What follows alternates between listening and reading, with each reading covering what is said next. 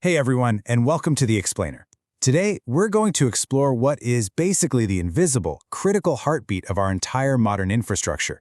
We live in a world that is completely, 100% dependent on a continuous flow of electricity. But honestly, the grid providing all that juice is surprisingly fragile. And when that flow suddenly stops, absolute chaos can ensue. But thankfully, standing right between that chaos and our most critical systems is a pretty remarkable piece of technology. So today, we are officially demystifying the uninterruptible power supply, or as you probably know it, the UPS. So I really want you to think about this for a second. What actually happens when the grid goes dark? And look, I'm not just talking about the annoyance of your Wi-Fi dropping out in the middle of a movie. Consider a massive, high-tech data center, or an active surgical theater in a hospital, or even the control room of a nuclear power plant. In these kinds of hypercritical facilities, a power failure lasting just 0 to 10 milliseconds, which by the way is a fraction of the time it takes you to literally blink, that tiny blip can be totally disastrous. We're talking corrupted databases, compromised safety systems, and frankly, genuine human danger. Okay, let's dive into this. Here's our roadmap for today. First, we'll cover the threat and the savior. Second, the UPS multiverse. Third, we'll look at the anatomy of a UPS. Fourth, vital preventative maintenance. And fifth, common faults and fixes.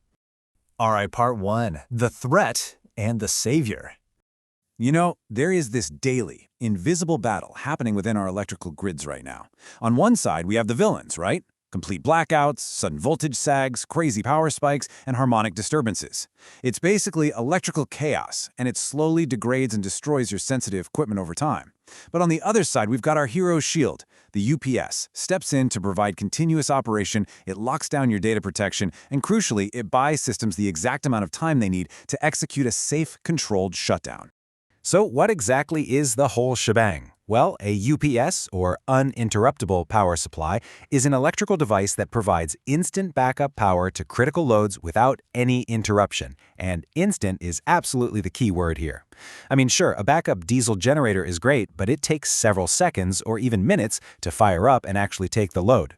A UPS bridges that terrifying gap, reacting in anywhere from 0 to 10 milliseconds. It's almost magic.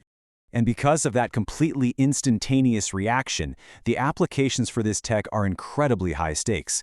Like we mentioned earlier, we aren't just trying to keep a home computer from rebooting before you can hit save on your spreadsheet.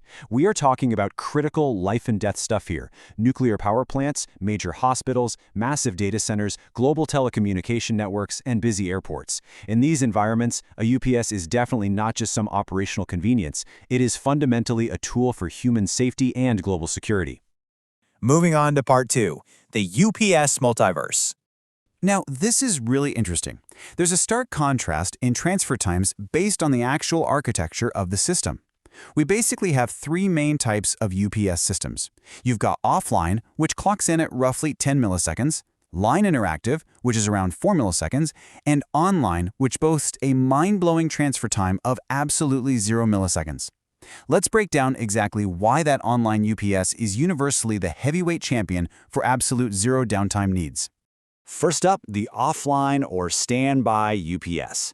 I want you to think of this system kind of like a relay runner standing perfectly still on a track, just waiting. Under normal conditions, the electrical load is fed straight from the main utility. The UPS is just hanging out on standby. Only when the utility completely fails does the inverter kick in and grab the baton, switching over to battery power. And that switch is exactly what causes that 5 to 10 millisecond delay. It's a super simple, low-cost, and highly efficient setup, but it really offers limited power conditioning. So it's really best suited for things like home computers and basic personal electronics. Next up is your mid-tier option, the Line Interactive UPS. This system steps it up a notch by introducing a really crucial component called an automatic voltage regulator, or AVR for short. So instead of immediately panicking and switching to the battery every single time the power dips or spikes, the AVR actively corrects those minor voltage fluctuations on the fly.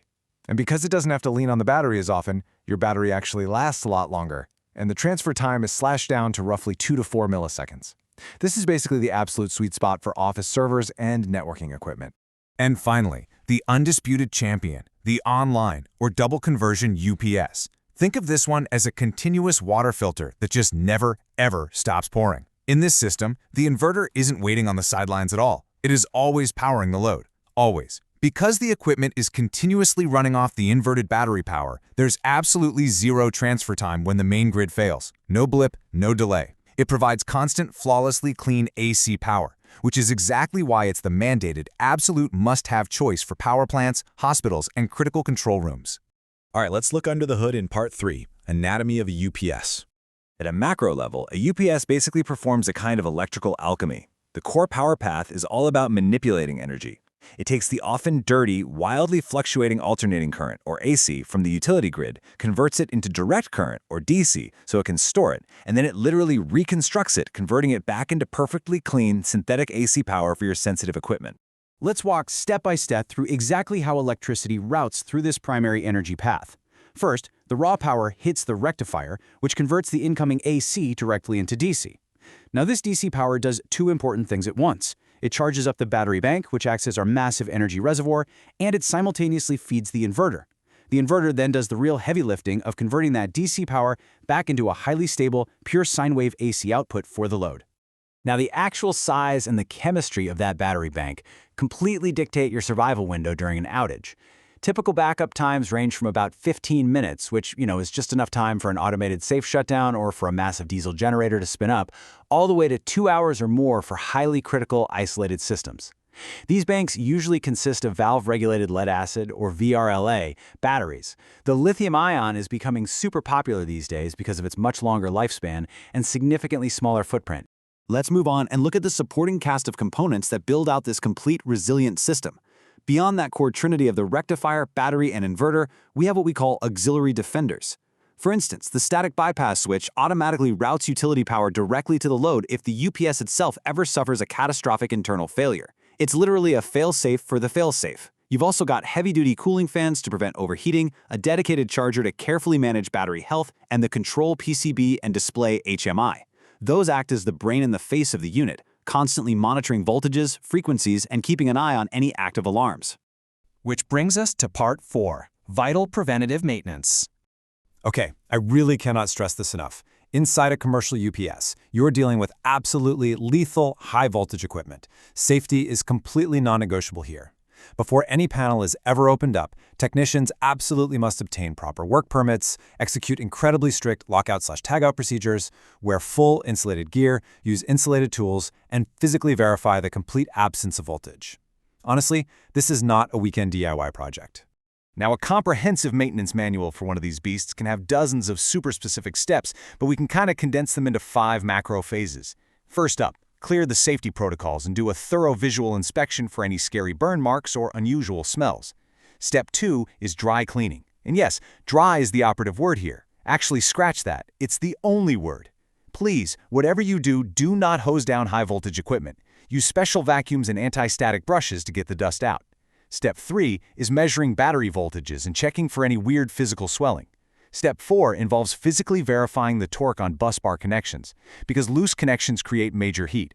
And finally, Step 5 is functional testing and logging all your data so you can actually spot degradation trends over time. So, a really crucial takeaway here is this exact temperature range, 20 to 25 degrees Celsius. This is the absolute Goldilocks zone for the ambient room temperature. If your UPS room runs hotter than this, the chemical reactions inside your battery bank accelerate way too fast, and you will drastically slash the lifespan of those incredibly expensive batteries. Basically, proper cooling is just as important as the power path itself. Finally, let's wrap up with Part 5, Common Faults and Fixes.